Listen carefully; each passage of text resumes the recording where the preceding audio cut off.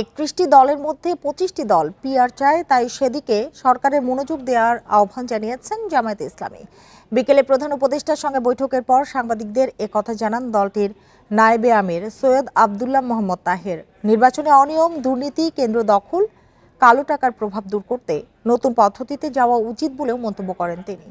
হাতে গোনা দু-একটি দল ছাড়া সবাই 19টি বিষয়ে একমত হয়েছে উল্লেখ করে তিনি বলেন, সংস্কারের ক্ষেত্রে ওই দু-একটি দল বাধা তৈরি করছে।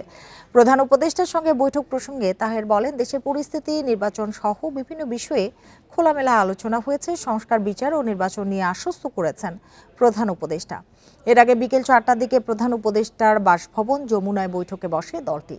এরপর প্রধান উপদেষ্টার সঙ্গে আলাদাভাবে বৈঠকে বসে জাতীয় নাগরিক পার্টি, এনসিপি ও বিএনপি। পিওর এদেশের মেজরিটি রাজনৈতিক দল চাচ্ছে, যারা মেজরিটি মানুষকে প্রতিনিধিত্ব করে।